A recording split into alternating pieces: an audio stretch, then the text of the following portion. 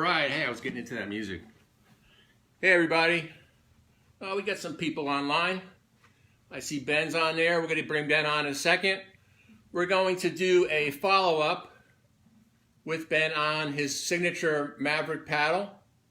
We're going to be getting to him in just a minute. Everybody sit back, relax. We're going to talk about the new Maverick signature paddle and how it's working out for Ben. We'll bring him on in a second. Hey, last time I asked Ben what some of his favorite bands were, and he said Boston, he said Eagles, he said Journey, and he said Bee Gees. So I started thinking, what can I do? I already did the Boston. No way am I attempting Journey, and I don't know any. What was the other one? Eagles I did. So let's try a little Bee Gees. It's a sappy song, but it's my lighter side. There's a light, certain kind of light. It's never shone on me. One I'd like to be, live with you, live with you. And there's a way, everybody say, to do each and every little thing. What does it bring if I ain't got you? Ain't got you, baby. You don't know what it's like, baby. You don't know what it's like to love somebody, the way I love you.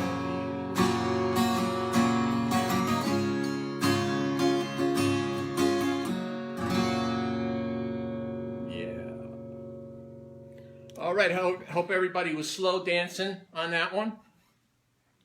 And little Bee Gees for Ben. Hope he didn't fall asleep. It's a sappy song, but it's a pretty song. Let's bring Ben on camera and get to talking about this new paddle.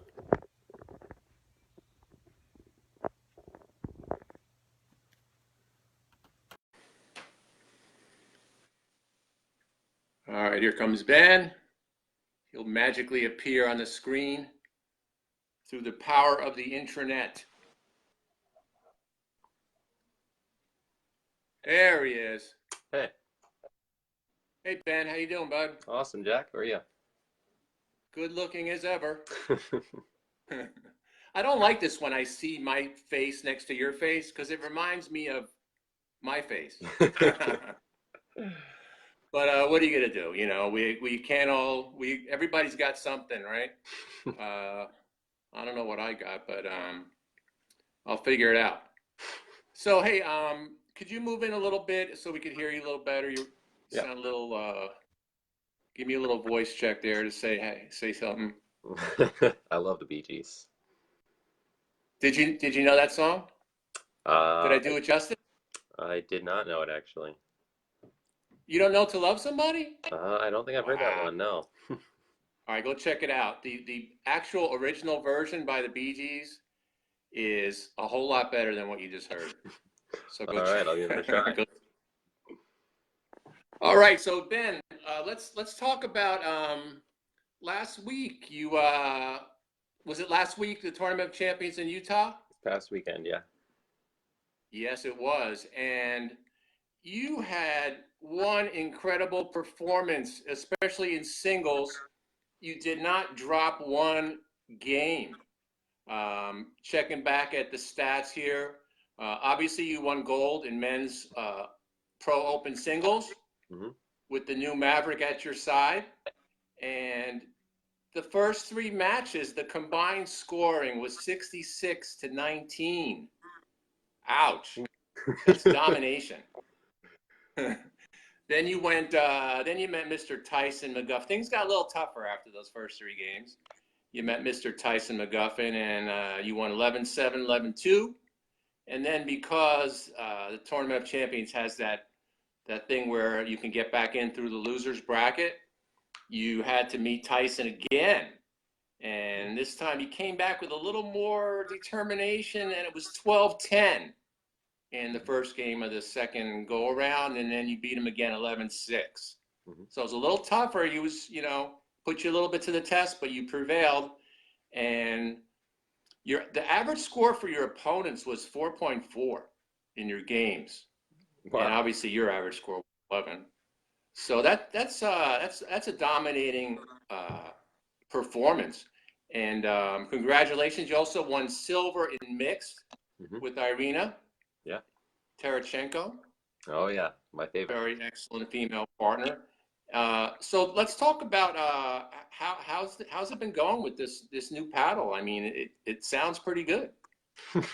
Yeah, I mean, as far as the summer goes, which is basically when I started using it, I mean, I love it, and it's done nothing but good things for me. So definitely, I mean, it was designed mostly for a little more additional singles, in between doubles and singles, so I could have it more for singles. And I'd say the singles results can't be better. So I'm really happy with it. What was the transition period like? I mean, I know it's kind of similar to the the Maverick. I mean the Elite Pro, which you were using before. So was there an actual period of time where you were just not comfortable with it yet, where you were still getting used to it? And how long did that take? Yeah, I would say there is definitely a transition for any paddle, but what I obviously liked about this a lot was it's the exact same core and material as the Elite Pro, so it's really similar to what I was playing with, but obviously the dimensions changed things a little bit, so there was definitely some adjustment for both doubles and singles. I would say I started playing with it about a week before the US Open, and I think I got comfortable with it right around maybe Atlanta or so, so that was about a little less than a month. Okay, so it's a good point for everybody out there that a lot of people, they pick up a paddle, they hit a few shots with I don't like it. I don't like the handle. I don't like the weight. Too heavy, too light, too round, too square. And they, it just shows you got a paddle that was made to your specifications, and you still needed a little time to get used to it. Yeah. So what's the lesson in that? The lesson is to give it time, people.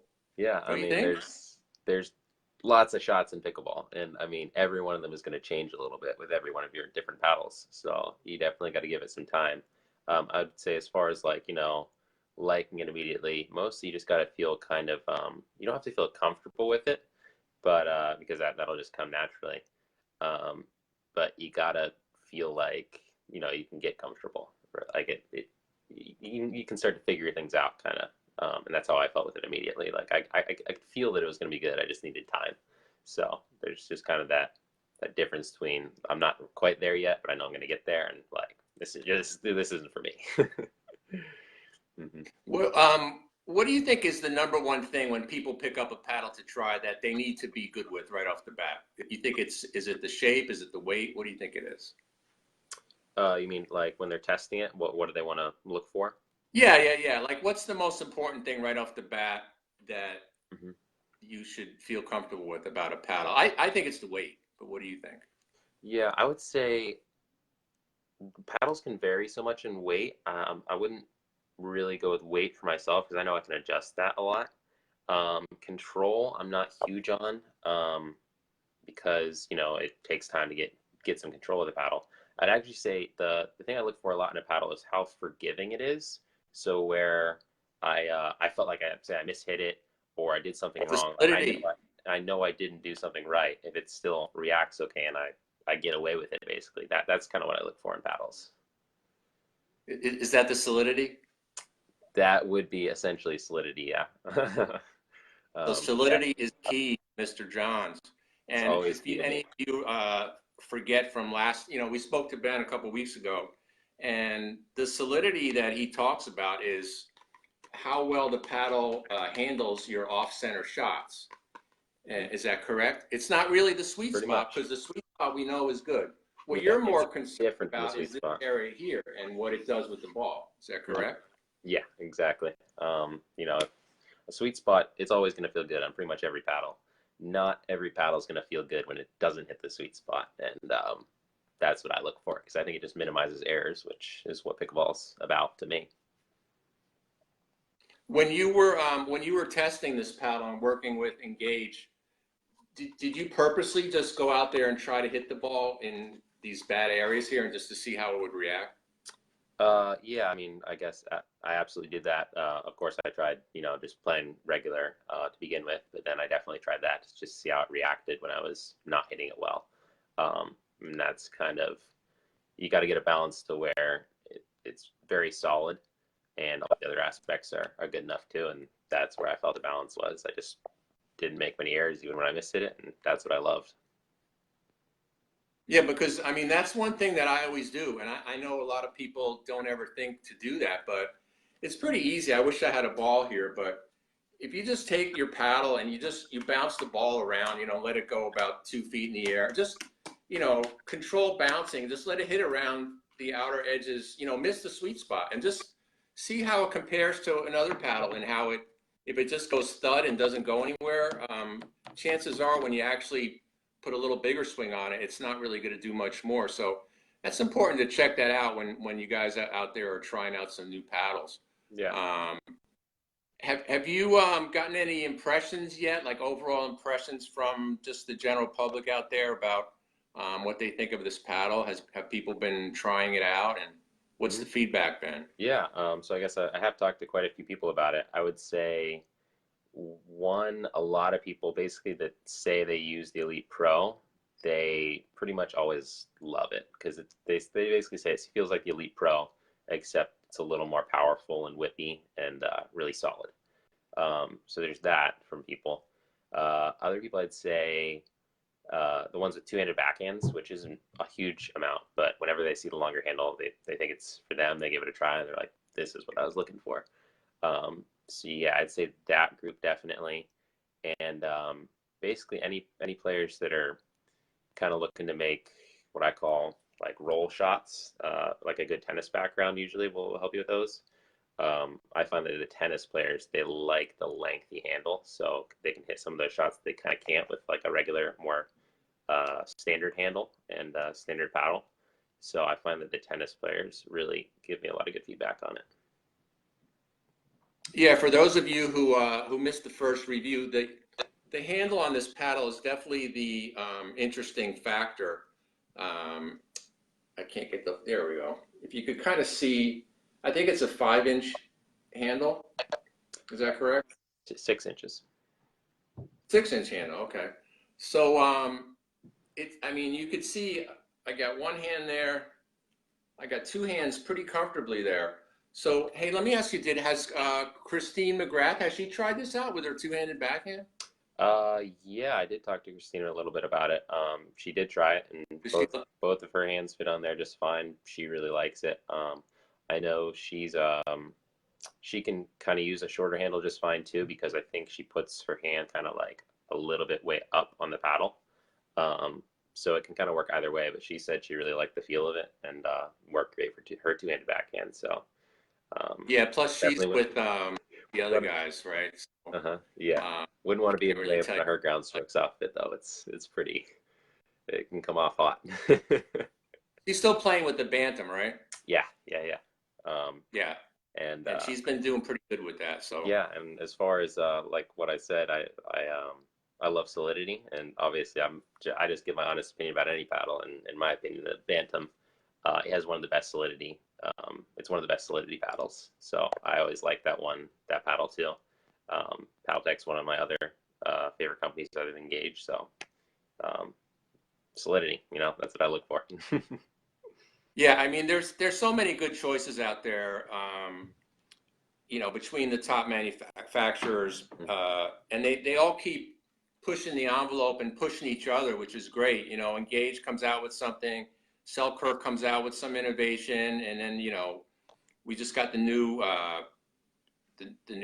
Bantam Pro. So all the major manufacturers are really stepping up their game and giving us all a lot of great choices. So there's really you can't blame it on the paddle anymore. Yeah, yeah, for sure. They're always driving each other. So speaking of the Maverick, have you found that there's any drawbacks to this long handle? I mean, is it just all good stuff for you? Well, if I said that, yeah, I think I'd be lying. There's, anytime there's a plus, there's usually a minus. And I would say the one thing you would have trouble with a little bit, well, I think there's two things. One is there's a bigger adjustment period for a longer handle. You really got to get used to it dropping fast and being more whippy. Like they're gonna be more difficult to control at first. Off the paddle face, it feels really like it's a controlled kind of face. That's what the Elite Pro is. But the longer handle is gonna make it fly in ways that you didn't anticipate. So that's the one thing. And the second thing I'd say is just if you take an extreme like a tennis racket, it's a lot easier to get jammed in like a fast hands rally with like a tennis racket than you would with a pickleball paddle. So if I'm just using, say, my hand instead of a paddle, my hands they're lightning fast. But if I'm using the longer the paddle gets, the longer the handle gets, the easier it is to get jammed and not win those fast hands rallies. So like those tough ones right in here in the kind of chicken wing area, I'd say you kind of got to be good at guarding that because it is easier to get jammed there. And then one thing I would say on the advantage side of that though is I found I didn't ever hit a two-handed backhand before I started using this paddle, but you will notice sometimes, and I do too, that in fast hands rallies, I will start hitting two-handed backhands because it's just easier. Say I go from here and I need to bring it over to the backhand side, I'll just bring it over with two hands really fast, and that kind of helps for fast hands rallies. So I'm not sure if it all the way compensates for that disadvantage, but there is that. And I'd say the ball, when you're in those fast hands rallies, when you hit the ball, because of the longer handle, it comes off a lot more hot. So you can also just win them outright because you are hitting it harder with more ease. So, it's ups and downs, positives, negatives. Sure. And like you said, whenever you do something a little bit out of the ordinary, you take your standard paddle, you do something different with it. Mm-hmm. There's always going to be a benefit to it, but there's always going to be a drawback. There's a reason why there's the standard issue paddle. Yeah. And then there's paddles that are different that go off of that. And, with just like anything, when you go off of the norm, you gotta try it out with your game and see if the benefits outweigh the negatives. And for somebody that maybe is not so good at those quick, close-in battles, they may want to think about this and maybe try something else. Maybe the regular Elite Pro or yeah. I mean, the other paddle. I can never tell you that there's a be-all end-all paddle for everybody. There might be a best paddle for a particular kind of player, but I mean, say your hands aren't very fast, your wrists aren't very strong. As a coach or an instructor, if I'm recommending a paddle to somebody, I would never recommend a long handle paddle to somebody that has kind of weak wrists or slow hands or and doesn't hit a two-handed backhand. So, there are always drawbacks to paddles too. Now, I have a good question that just came to mind, and I'll tell you what I think after I hear what you say. But would you recommend people pick a paddle that enhances their best shots or helps them with their weaknesses? I would say helps them with their weaknesses for sure. If you can, basically, I'd say your great shots, that they're good. It's too easy for opponents to exploit weaknesses, so you can't hide them. You're playing as your worst part of your game, really. So you need to cover the worst part of your game as best you can. Yeah, that's an excellent point. As everybody knows, pickleball is a game of not making errors. It's more of a game of not making mistakes than it is a game of hitting winners. So I think that is the correct answer, is to do whatever you can to help minimize those mistakes. If you already got a good forehand, if you already got good soft touch, you don't need to make that better. You need to figure out what's going to help your weaknesses not be so weak. Hmm. Exactly. Yes. Can you hear me, Ben? For sure. Yeah. Yeah. Okay. You might have So just we gone out lost there you for a there. second. Yeah. Okay. Just a couple more questions for you. Just some interesting things that I thought of. I'd like to get your opinion. If you got a few more minutes, or are you good or no? Oh yeah. Yeah. Yeah. That's fine. Yeah. No, I'm good. Okay. Got a plenty. You got a long weekend ahead of you, so we got a extra day to have some fun. Anyway, Hmm. when you when you get into a situation where your partner is really getting targeted by the other team, um, what can you do about this? Or is there really not much you can do? I mean, to me, that's the one thing about pickleball that sometimes I don't like is that it's a little bit too easy to isolate someone. Um, so if that happens, what kind of advice do you tell people to try to do something to get out of that? Yeah, that's a great question. I would say first to be able to communicate with your partner because you guys are on the same page. If they think they're, not getting a significant amount of the balls or something, because I find that, not everyone thinks the same way. Not everyone sees things the same way. So first of all, you got to have good communication with your partner. You got to be talking. Um, and I'd say the biggest thing once you get that good communication is to force more errors. I always, and teaching especially, I say you got to minimize the area your opponent's hitting it in. So if you take a team, for example, like I know Mars and Morgan, they played together for a long time. I would say for the most part, teams hit to Morgan quite a bit more. And not necessarily because he was worse, but I think because he was less scary. Like Marston, he's kind of intimidating. He's like 6'3", long, and he hits the ball really hard. So they kind of tended to keep it away from Marston more, which it's debatable whether the strategy was correct, but that's what happened a lot. And I felt like Marston got really good uh, with squeezing the area.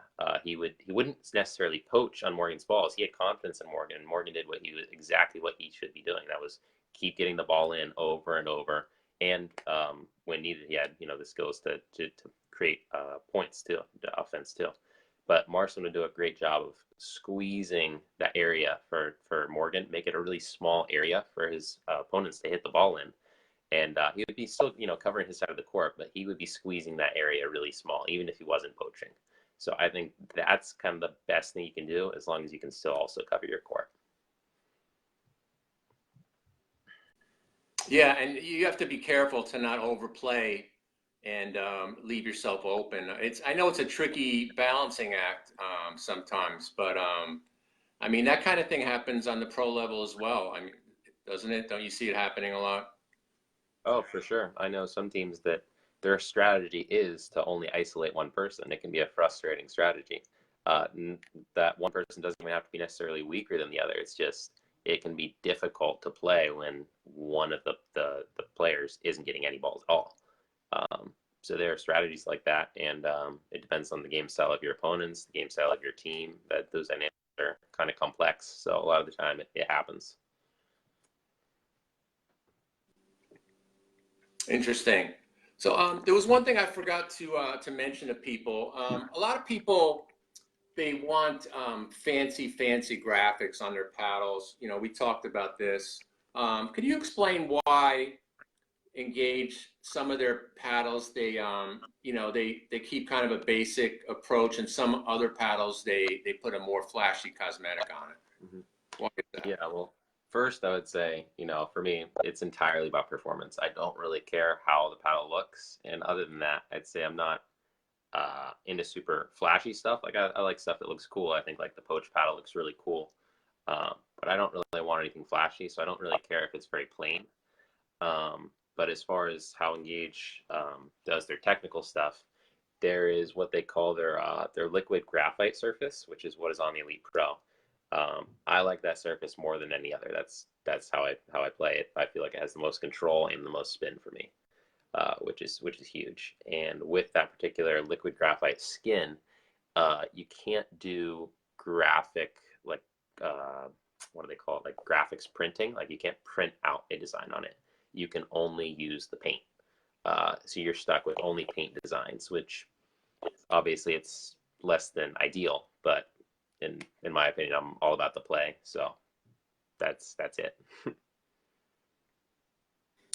So yeah, so it's all about what's possible with the skin for the paddle, and you know, the poach has a different type of skin, so Engage is able to put a little more wild design on there.